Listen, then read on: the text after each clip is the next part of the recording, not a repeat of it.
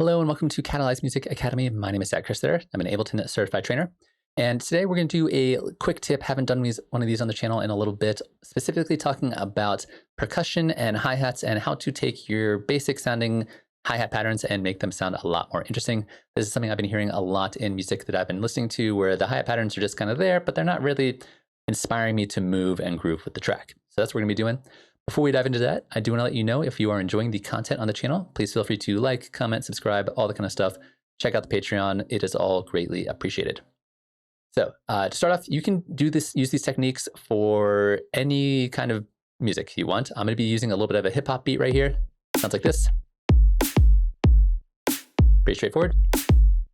And we're going to start tossing in some hi-hats. So what I've been seeing a lot of people do is they just like toss in a hi-hat right here, just hold down Command D. Boom, there's my 16th note hi-hats. This is what it's going to sound like. Like that. And then they're like, cool, I call it a day. That's not going to be good enough. That's not going to work for me. So we're going to go through about 5 or 6 different techniques to spice this up a little bit, make it sound a little more interesting. So one thing we can do is play with timing and rhythm. This is a pretty obvious one. So we could like take out certain hi-hats in certain places, or we could add in extra ones. So for example, we could add in some like 30-second note hi-hats like this and this, and now it's going to sound much more interesting.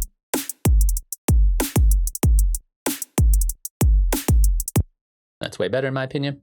Another thing we can do, and this is something I'm doing a lot more recently, and I would encourage you to as well, is use multiple different hi-hat samples. So in this rack, I have this one that we've been hearing, and this one, which is slightly different. So we can take, say, for example, every other one of these hi-hats, and I'm just holding down Shift to select these guys. Hit the arrow key, move it down, and now we're alternating between different hi-hat sounds,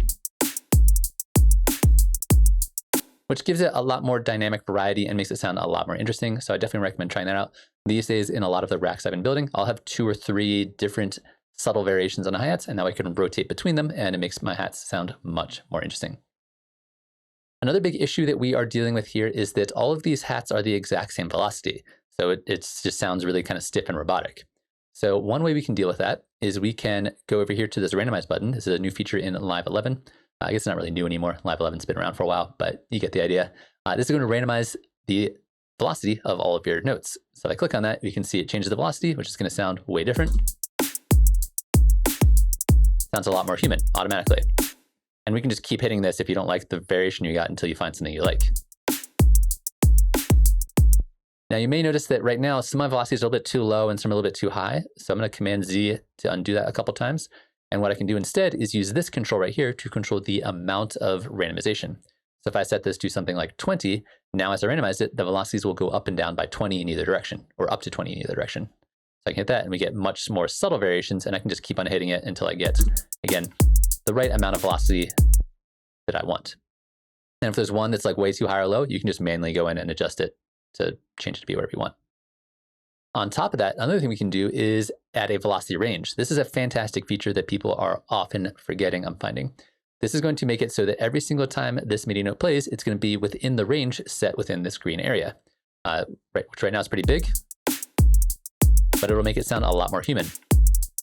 And we can make it a bit more subtle if we want, or make it go up. We can also do this for individual notes. So say I want these guys to be up a little bit, you can manually adjust them based off of whichever note you have selected.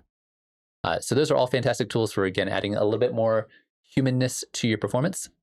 Another thing we can do here is, because the timing of these hi-hats is all exactly on 16 notes, it does sound very stiff. So I could manually start to adjust these and move these around. That's a pain in the ass. It's a lot of work to do, and it doesn't always sound good. So I'm not going to necessarily recommend doing it that way. Another way to do this is to add some groove to it. I've got another video on the channel on groove and the groove pool that I will link up in the corner somewhere. But real quick, I'm going to hit this button right here. This is the hotspot button. It's going to take me to my groove folder. I can pick any one of these grooves I want. Say I want to give it some swing. Let's add this swing right here. It's going to drag down here. Now it's going to add a pretty heavy 8th note swing, which you're going to hear pretty obviously. That might be a little bit too much for me. So what I like to do here is go to the timing control and start to turn this down.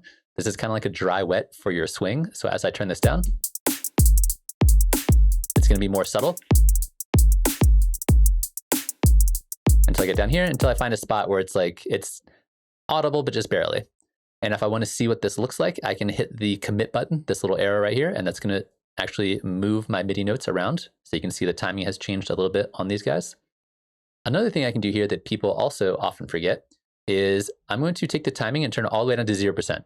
So essentially we're getting no groove. Everything's exactly where it's on the grid. There's also this random percentage control right here. This is going to randomize the timing of every single one of your MIDI notes. And at high values, it's going to sound really terrible. So let's try this out first. The timing's all over the place. But at small values, it's going to adjust the timing a little bit left or right for every single one of your MIDI notes, which is going to sound a little bit more human and give it that feeling that somebody's actually playing your hats instead of them just being all exactly the same and super quantized all the time. So that's it. That's going to be the techniques we're going to cover in this video. Most of them very simple, very straightforward, but a combination of a little bit of all of these is going to breathe a lot of life into not only your hi-hats, but any kind of percussive loop that you have going on in your track. So that's going to be it for this video. Hopefully you enjoyed watching that. If you did, let me know in the comment section below, and I will see you again in the next one. Thanks for watching.